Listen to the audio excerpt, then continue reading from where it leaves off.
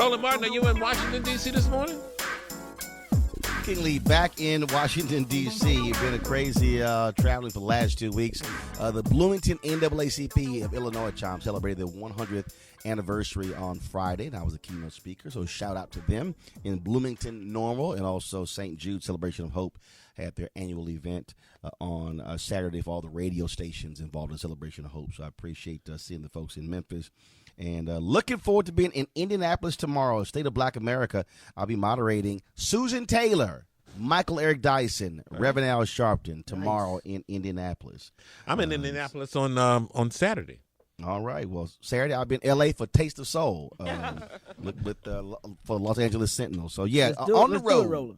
Hey, brother, if brother will keep moving. I will be here, too. It makes it hard for them to hit you if you keep moving. That's right, a moving target. Speaking of moving target, oh, my goodness. Let's go to Georgia. Them folks in Georgia trying to hit black folks. Georgia. Brian Kemp, who is the Secretary of State, who was the Republican nominee for governor, doing all he can to steal the election. Yes, yep. I said that. Yep. When you look at what is happening all across that state. Remember, earlier in the year, one of the consultants who gave to his campaign tried to shut down 7 out of 9 voting sites in a county with 70% black folks. Now we see Kemp is trying to hold up 53,000 registrations. 70% of those are African American. Now we're seeing also one Georgia county that is responsible for 40% of statewide absentee ballot rejections, and they are showing a pattern of rejecting Asian or Pacific Islanders plus black folks. Joining us right now is the Democratic nominee, Stacey Abrams. And Stacey, voter suppression. Look, Republicans have been doing this in multiple states, purging people from the voting rolls. Mm-hmm. What is happening in Georgia is very clear what Brian Kemp is doing. It is, and I am deeply concerned about the pattern of behavior, but I do want to correct a few things. Down in Gwinnett, the absentee ballot challenges that we've seen, we're actually working very closely with the registrar's office to make sure those are corrected. So those have not been rejected wholesale. It's a strange form, and so people are putting some of the wrong information on the back, but we are working with them. So I don't want people not to use absentee ballots because that's actually the best way we have to verify the vote and to make sure that there's a paper trail. But when it comes to the 53,000, it's part of the pattern of behavior. We sued him in 2016. I did as part of the New Georgia Project, as did a consortium of organizations of all races, because he has a tendency to use voter suppression to tilt the playing field in the direction of himself or his party. And that's not right. This is an issue of public trust. We should be able to trust that those who follow the rules can be allowed to vote. And the mistakes that are being attributed to these voters are mistakes that are often made by people entering the data, not by the folks who are filling out the forms. Stacey Abrams and Roland Martin, how can they do that legally? In 2016, when we sued them, the federal court actually told Brian Kemp to stop it, forced him to restore 33,000 illegally canceled registrations. And so because the Republicans control the House, the Senate, and the governor's office, in 2017, they just passed a law saying it was legal. And so we are running up against – this is why people have to vote. If we want to protect our rights, we've got to show up.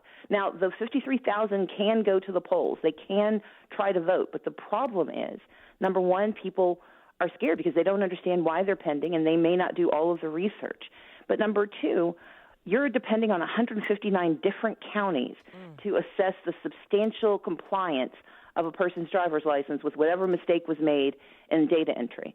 And that's putting a lot of responsibility on the very people who should be given the benefit of the doubt. And those are the voters who show up with an ID, who've gone through the process. So how many forms of don't ID forget, do you think they should bring? Well, basically, Georgia's also restricted the IDs you can use. Yeah. So I would bring your ID and probably a utility bill to prove your address because those tend to be the two biggest mistakes. And, Tom, don't forget, it was the conservative-leaning Supreme Court which ruled in Shelby v. Holder that gutted Section 4 of the Voting Rights Act. That ruling threw open the doors, and all of these southern states and others followed with various voter suppression tactics the moment that ruling was overturned. Stacey, not only when you talk about what is happening there, you had Brian Kemp, who used white segregationist racist, segregationist language to describe people who are complaining. He said we have, quote, outside agitators who are stirring things up in Georgia. That's the same language Ross Barnett of Mississippi used against Dr. King, the same language George Wallace used in Alabama. That use of language is very consistent with what we heard from white segregationists during the Black Freedom Movement. I think that Brian Kemp is terrified of the outcome of this election. I'm in a dead heat with a Republican in Georgia in 2018. But let's be clear. The people who have filed suit against him are Georgians. They're white Georgians, black Georgians, Latino Georgians, Asian Pacific Islander Georgians. These are organizations that have watched him systematically disrupt access to the vote for the last decade, and they're tired of it. And we were prepared for it, and that's, I think, part of the challenge. In years past, when he would operate, he would do so with impunity. He would close polling places. He sued a black woman for helping her mother, her blind mother, cast an absentee ballot. He raided organizations. And so we knew what was coming. And the challenge he has is that we have been cultivating 1.9 million registered, currently active voters who typically don't vote. And so those voters can stand up and speak for the 53,000. They can speak for those who've heard their voices silenced by his behavior. And they can speak not as outside agitators, but as Georgians who are lifting up the sacred right to vote. And I am honored to stand with them as we pursue not only this election, but pursue true justice in the state of Georgia. Early voting starts today, and you're going to be, I believe, in Macon and other rural areas. I am. You start your tour? We do. We start a tour. We're going to be in Forsyth. There was a story in the Washington Post last week about a town in Monroe County. I'd actually been there before as a state, as Democratic leader, but I'm going back. We'll be in Macon. We'll be in Milledgeville, Baldwin County. We'll be down in Lawrence County and Dublin. And this is just day one of a 21-day tour. We've got 21 days of in-person early voting, including 15 counties that are voting on Sunday. So I encourage everyone to go to StaceyAbrams.com/vote to find out your polling places, but also find out if you can vote early in person on Sundays, and there's a mandatory Saturday on October 27th. You mentioned mail-in ballots. This Atlanta Journal-Constitution story says about 45,000 ballots have been mailed through Thursday, twice as many as at the same time in 2014. And again, they are targeting that because as a part of your strategy versus the previous years, your campaign really got folks, especially black folks, to say focus on mailing-in ballots, absentee ballots. Absolutely. We sent out 1 million absentee ballot applications, the most ever sent out by a Democratic campaign. We think the most sent out by any campaign.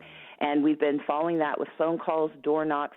We are going to contact, I think this week we'll have hit more than, across the state, we will have been in contact since the beginning of this campaign with more than 2.5 million voters.